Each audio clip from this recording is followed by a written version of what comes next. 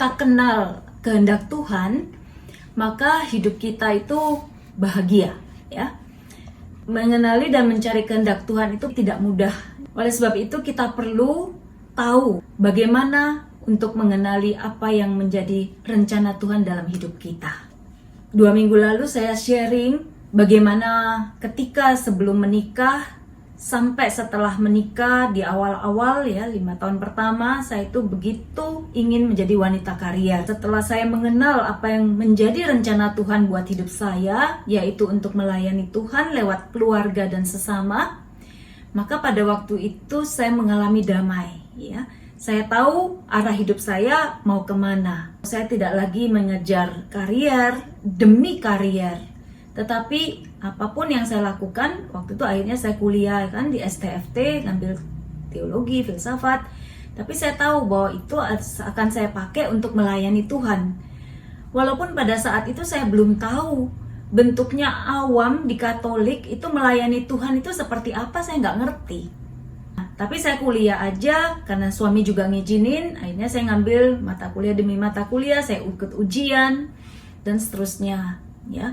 Dan ternyata apa yang saya pelajari juga bisa saya pakai ketika saya diminta untuk mengajar. Nah tapi dalam perjalanan waktu ada aja yang namanya godaan ya.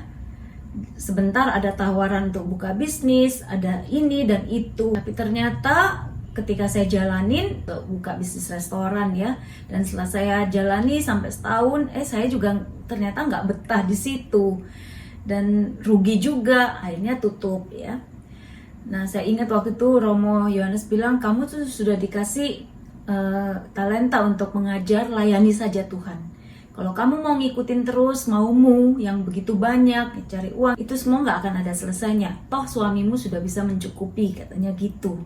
Oke, tapi namanya orang ya masih muda, masih banyak kemauan ya, jadinya masih banyak pikirannya kesana dan kesini. Akhirnya setelah lama-lama semakin kesini ya saya semakin mengerti ya, kalau ada yang tawaran ini dan itu, saya lihat ada nggak nih gunanya untuk saya juga semakin melayani, semakin memuliakan Tuhan, semakin menjadi berkat buat orang lain. Kita pun demikian kan, akhirnya kita tahu ketika panggilan kita seperti yang pelajaran yang lalu adalah untuk kekudusan, untuk memuliakan Tuhan, maka apapun yang kita lakukan, baik itu di pekerjaan, di studi, dalam keluarga, dalam pergaulan, itu semua tujuannya adalah apakah kita bisa semakin menjadi berkat, semakin memuliakan Tuhan, ya. Apa yang kita perbuat ini bisa menolong banyak orang enggak, dan membuat kita juga semakin dekat sama Tuhan, ya. Nah, itulah yang mau kita cari sekarang. Sungguhnya secara spesifik, apa sih yang Tuhan mau aku buat ya dalam kehidupanku? Keputusan-keputusan itu ada yang besar-besar yang harus kita lakukan, khususnya bagi yang sekarang mungkin masih setelah lulus kuliah, apakah mau menikah, ataukah mau bekerja, dan seterusnya. Ya, apakah mau masuk biara, ataukah saya mau berkarier. Nah, itu semua adalah keputusan-keputusan penting yang perlu penegasan rohani. Nah, lalu demikian juga misalnya dalam pelayanan kita, gitu banyak yang kita suka ya. Nah, nggak apa-apa, selama kita mampu, selama tidak menjadi beban buat kita, berarti it's okay. Tapi kalau ada yang malahan menjadi beban, kemudian malahan menjadi bentrok bagi keluarga, itu tanda bahwa kita harus memilih lagi, menfilter lagi, dan membuat prioritas yang tepat. Ya, karena pelayanan itu tidak berlawanan dengan keluarga gitu ya. Untuk secara garis besar, rencana Allah itu adalah kebahagiaan kita.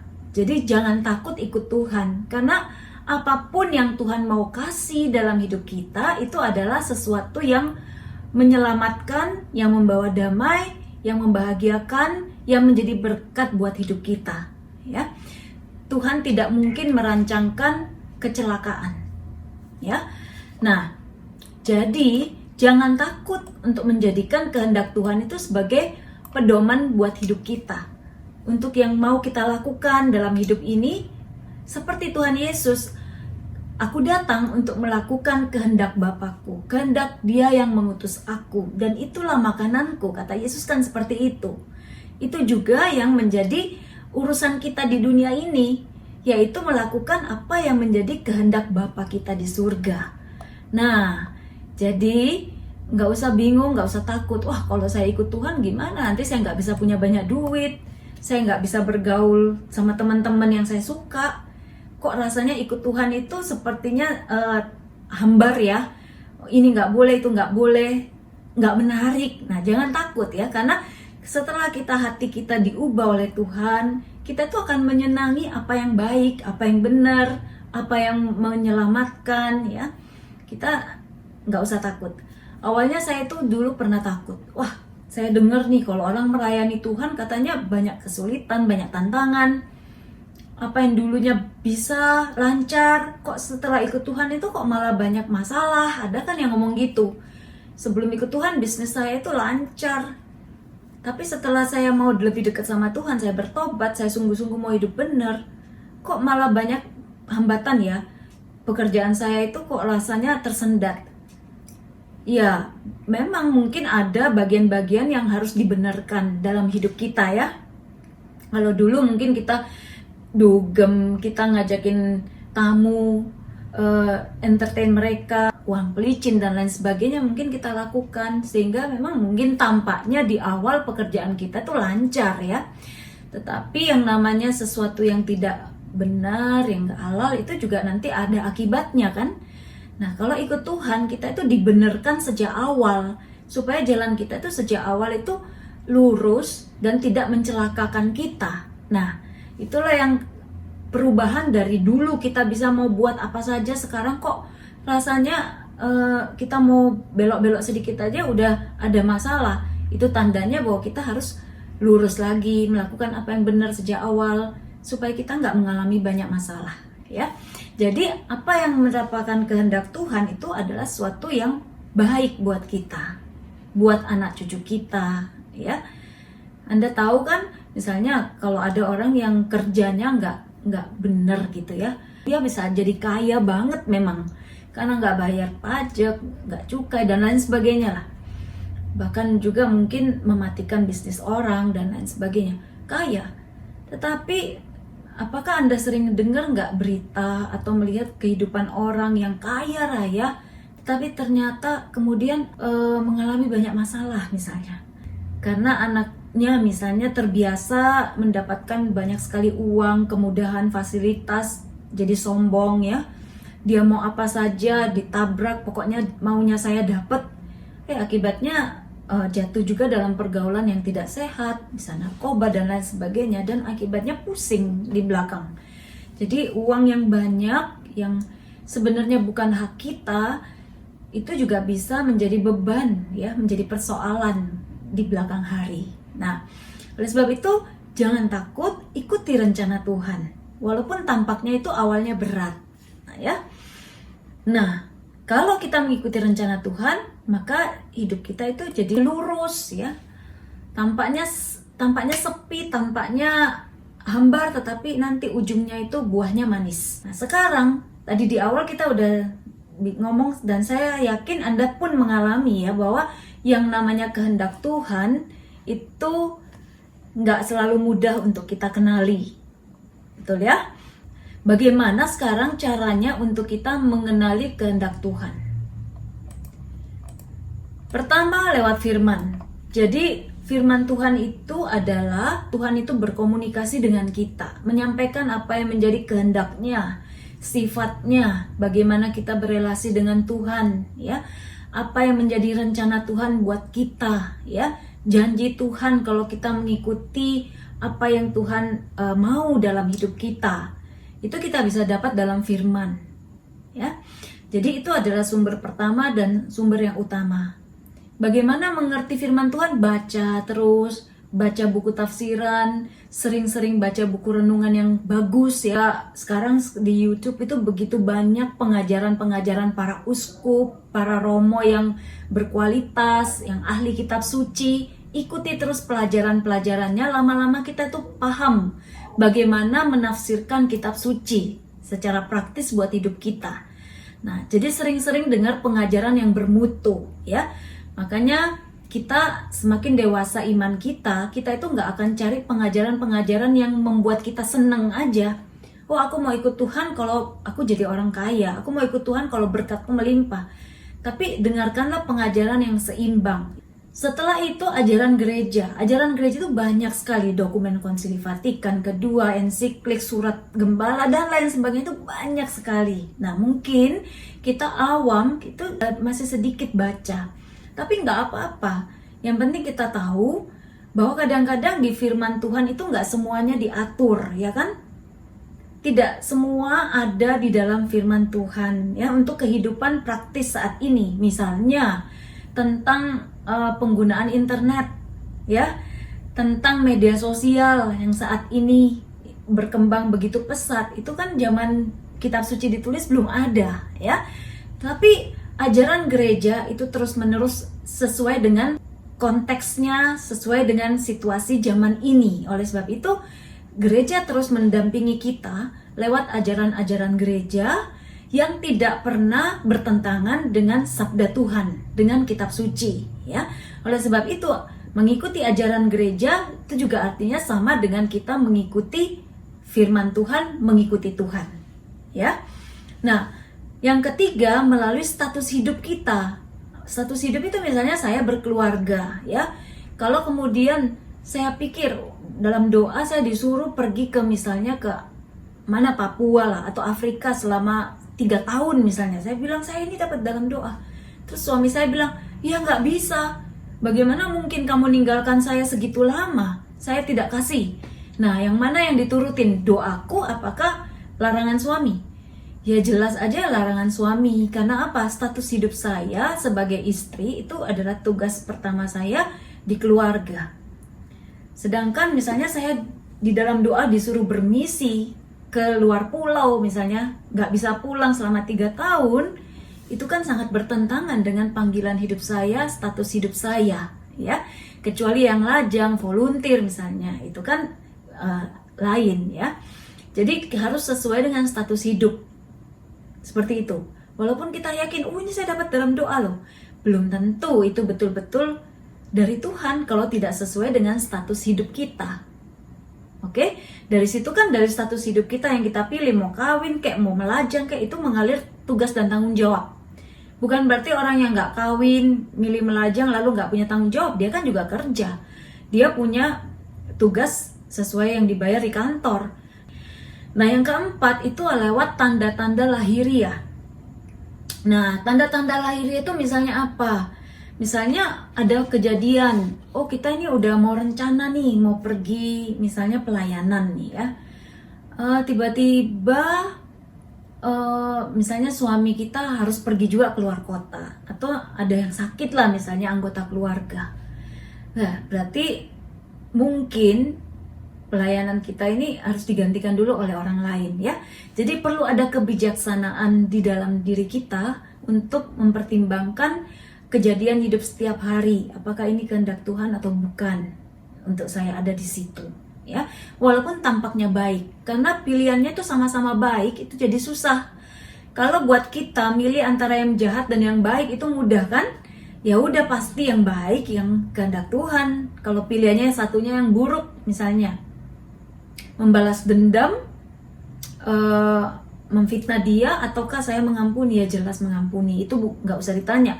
Tapi kalau sama-sama baik pilihannya, saya menjaga orang tua ataukah saya memenuhi suatu pelayanan tugas gitu ya, ya itu perlu kita discernmentkan ya. Nah jadi pertama-tama secara umum yang tadi saya sebut prioritas itu juga perlu ya. Yang pertama, relasi dengan Tuhan itu suatu prioritas buat kita semua. Bagaimana kita tiap hari kita sadar kita ini anaknya Tuhan, kita ada di dunia ini untuk melakukan apa yang Tuhan mau. Kita bersyukur sama Tuhan, kita berdoa kalau kita butuh, kita minta sama Tuhan. Itu namanya relasi dengan Tuhan ya. Itu nomor 1. Makanya kita juga ada jam doa pribadi, baca firman Tuhan, supaya kita nyambung terus dengan Tuhan ya, supaya kekuatan Tuhan itu terus juga kita dapat untuk menghadapi hidup setiap hari yang gak mudah ya kan. Nah yang kedua itu keluarga. Kalau yang status hidupnya dipanggil untuk menikah ya pasti suami, anak-anak. Yang gak menikah juga dia punya keluarga loh, orang tuanya, saudaranya, adiknya, kakaknya, itu keluarga, dia juga punya tanggung jawab di situ. Dan yang ketiga barulah pekerjaan kita. Paulus juga bilang kalau kamu nggak kerja janganlah kamu makan. Ya, jadi kita juga kewajiban, apalagi sebagai suami misalnya, ya bekerja gitu. Nah, kemudian barulah pelayanan. Jadi tanda-tanda lahirnya seperti itu kadang-kadang kok sepertinya saya udah rencana A, kok ada penghalang. Belum tentu ini penghalang yang jelek, bisa jadi karena memang Tuhan bilang itu bukan kehendakku. Jadi kita perlu PK juga, ya. Siapa tahu ini bukan kehendak Tuhan, ya coba kita diam dulu, kita berhenti dulu, kita tunggu dulu. Tiba-tiba kan ada peristiwa lain, misalnya kita ditawari tanah yang lebih bagus. Ya ternyata itulah yang Tuhan kehendaki, misalnya gitu, ya. Nah, kalau itu ada, ya itu cukup jelas. Tapi kadang-kadang nggak ada tanda-tanda lahir, akhirnya tanda-tanda batin. Tanda-tanda batin itu kan bisa aja sabda batin dan penglihatan, itu yang khusus ya, nanti kita pelajari lebih lanjut kalau belajar Santo Yohanes Salib.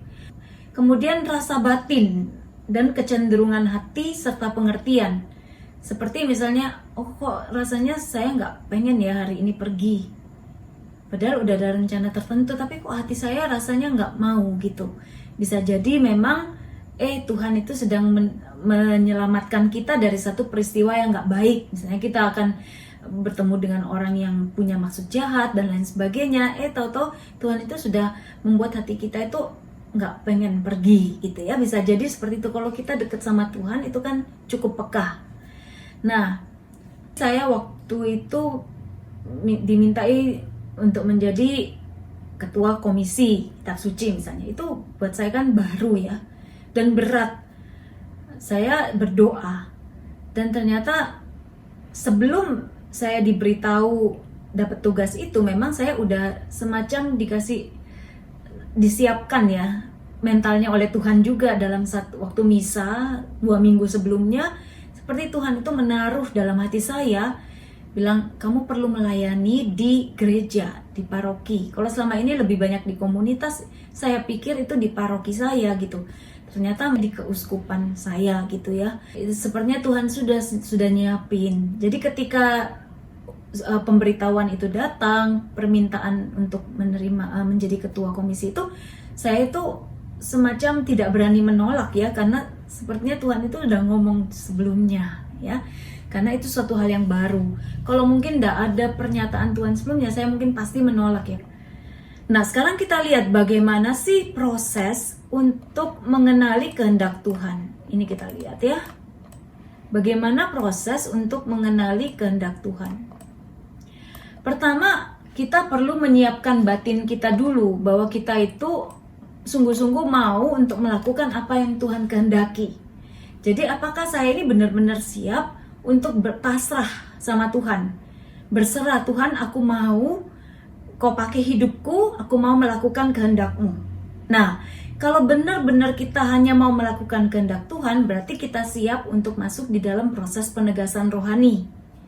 Kalau kita masuk ke penegasan rohani untuk mengegolkan apa yang kita mau, berarti kita nggak netral, ya, kita nggak siap mencari kehendak Tuhan, karena kita hanya mau Tuhan mengkonfirmasi apa yang menjadi kehendak kita. Paham ya? Nah, yang kedua, cari informasi. Misalnya antara bekerja misalnya di Pontianak atau di Jakarta misalnya. Cari informasi gimana sih situasi kantor di cabang Pontianak misalnya. Apa sih tantangannya? Apa sih yang tugas saya? Ya. Cari semua informasi yang komplit. Ya. Kalau saya di Jakarta, bagaimana situasinya? Ada nggak komunitas yang bisa saya ikutin untuk saya bisa tetap bertumbuh imannya? Terus bagaimana saya misalnya, dapat gajinya lebih tinggi misalnya. Wah, ini saya butuh juga ya. Ada pro dan kontra. Nah, itu yang perlu kita juga pertimbangkan. Kalau saya menerima misalnya bekerja di kantor cabang Jakarta, saya jauh dari keluarga, saya dapat penghasilan lebih banyak. Tapi mungkin saya akan habis juga uangnya lebih banyak untuk ngekos misalnya, untuk makan, biaya hidup lebih tinggi ya. Tapi mungkin saya dapat pengalaman baru yang saya butuhkan. Tantangannya apa? Mungkin saya ritme kerjanya juga harus diatur lagi. Belum tentu saya masih bisa pelayanan misalnya gitu ya. Kita cari semua pro dan kontra, kita cari informasi yang paling lengkap untuk kita pertimbangkan. Oke? Nah, setelah itu kita bayangin tuh, kalau saya di Jakarta ini bagaimana sih? Coba dirasakan. Apa yang kita alami? Apakah damai, ya?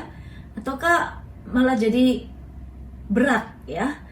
Nah, terus bawa dalam doa, bercakap-cakap dengan Tuhan lagi. Terus kita ngomong, Tuhan tolong aku untuk memutuskan yang benar, di mana aku harus berkarier misalnya. Oke? Atau misalnya mau memilih jodoh, perempuan ada yang suka nih, ada A, B. Yang A-nya itu misalnya kaya banget, ya anaknya orang kaya, tapi sikapnya tuh kasar misalnya, tidak menghargai. Kayaknya aku nggak deket dia tuh nggak nyaman. Kalau yang B ini orangnya sederhana, dia mungkin sekarang masih merintis usaha kecil-kecilan, tapi dia punya sikap kerja jujur, pekerja keras. Dan dia kayaknya itu nggak sombong, ya. Saya merasa nyaman deket dia. Tapi juga ada minusnya, saya belum terlalu kenal keluarganya. Misalnya lah, banyak sekali, masukin, catat semua. Yang pro-nya apa, yang kontranya apa. Plusnya apa nih, kalau pilihan saya milih yang A, plusnya apa, minusnya apa. Kalau saya milih si B, plusnya apa, ya, minusnya apa. Tapi yang namanya manusia, kita kan nggak pernah tahu, orang bisa berubah. Oleh sebab itu kita perlu minta pertolongan Tuhan, hikmat dari Tuhan lagi dalam doa langkah ketiga itu. Nah, setelah itu kita perlu mengenali tanda-tanda batin. Kalau positif, misalnya ada damai, kita jadi tertarik, ya, terus ada kasih, kita tenang, ya, berarti itu adalah tandanya itu yang Tuhan mau untuk kita, ya. Tapi kalau tanda negatif, kok kita malah jadi takut, ya, nggak tenang, kok rasanya enggan, terus rasanya kok kehadiran Allah tuh menjadi lenyap. Nah, itu berarti tanda bahwa itu bukan pilihan yang Tuhan mau untuk kita. Jadi itu kita terus bawa. Mungkin sekali berdoa nggak cukup, mungkin berhari-hari, berminggu-minggu, bahkan berbulan-bulan. Kalau apalagi itu untuk keputusan misalnya jodoh, ya, atau keputusan kerja, tempat kerja, atau keputusan yang penting, ya. Rasakan dari kedua sisi. Coba pilihan A itu, bayangin kalau saya dalam situasi itu. Kalau misalnya kerja di Pontianak atau Jakarta, bayangin kalau saya di Pontianak bagaimana, ya. Terus bayangin bawa dalam doa, ngomong sama Tuhan. Kalau saya di Jakarta gimana, ya.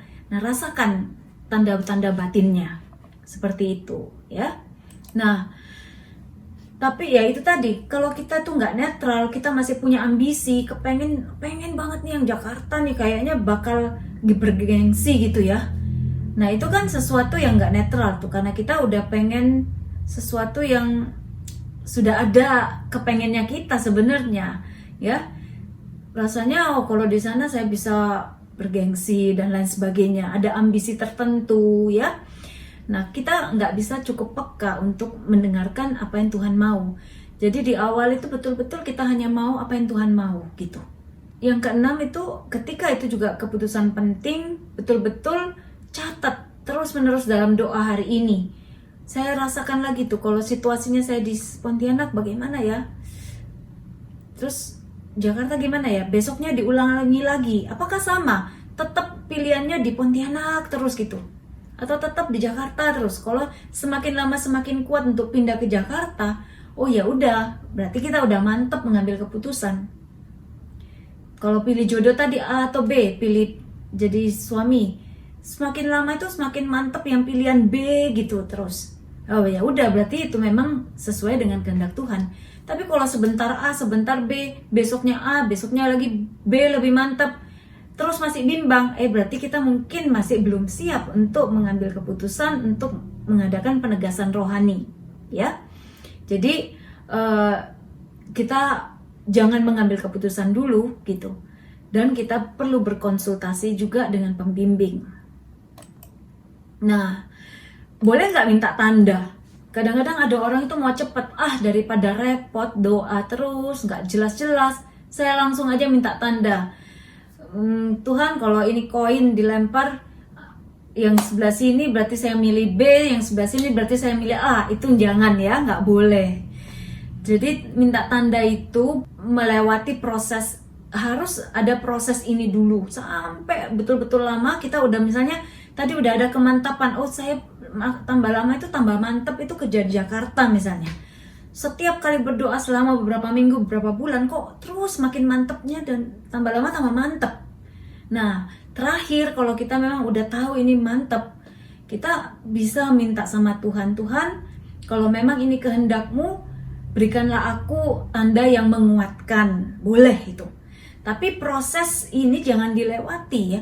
Proses berdoa, proses mencatat informasi, data, proses ngitungin plus minus, proses bercakap-cakap dengan Tuhan itu jangan dilewati. Tiba-tiba belum berdoa, belum apa langsung minta tanda, itu nggak boleh.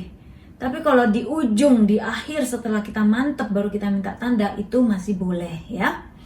Si A atau si B, Tuhan, kita terus akhirnya tambah lama tambah mantep yang B. Terus terakhir sebelum kita mutusin, kita minta sama tanda, Tuhan kalau memang ini jodohku, berikanlah aku tanda. Mungkin dia akan melamar kah, atau dia malah yang sudah misalnya mengatakan aku udah siapin nih rumah dan ayo, atau mengajak ke orang tuanya. Itu kan tanda ya yang semakin menguatkan hasil discernment kita gitu. Oke? Baik, itu demikian ya untuk pribadi. Sekarang kalau yang komuniter gimana?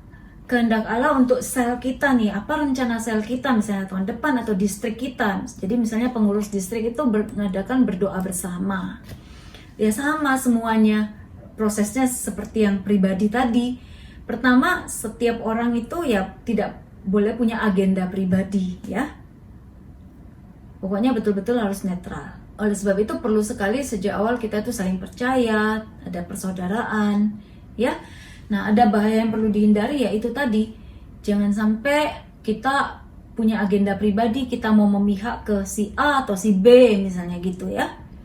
Terus jangan sampai kita hanya pengen pokoknya agenda kita, keinginan kita yang goal, nggak peduli tentang kesejahteraan atau kepentingan distrik secara umum ya.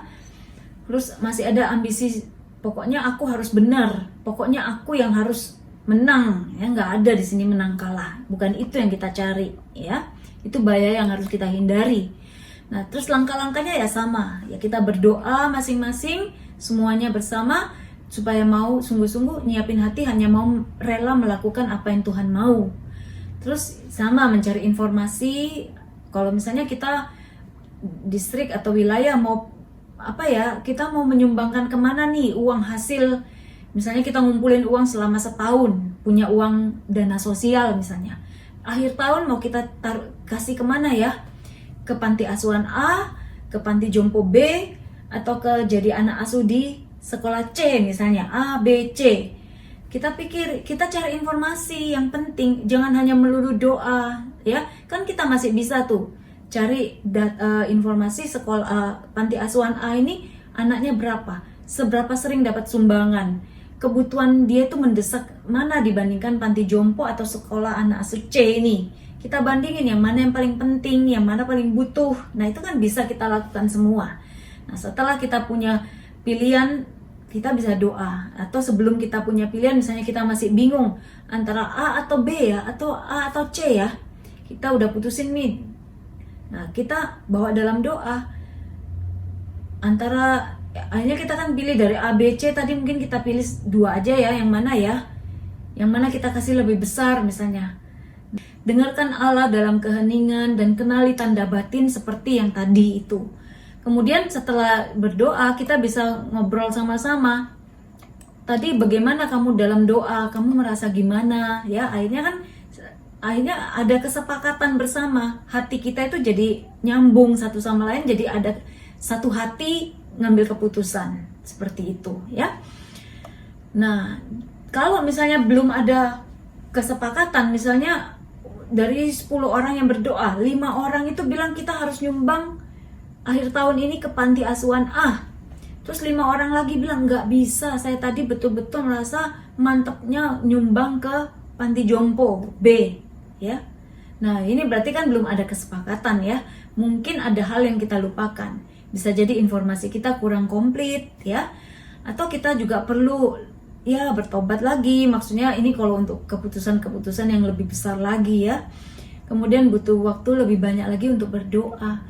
Ya, tapi kalau hanya untuk menyerahkan sumbangan sih bukan suatu yang terlalu sulit kan. Tapi untuk keputusan-keputusan yang lebih besar, nah kita perlu menambah waktu doa ya. Baik, seperti itu.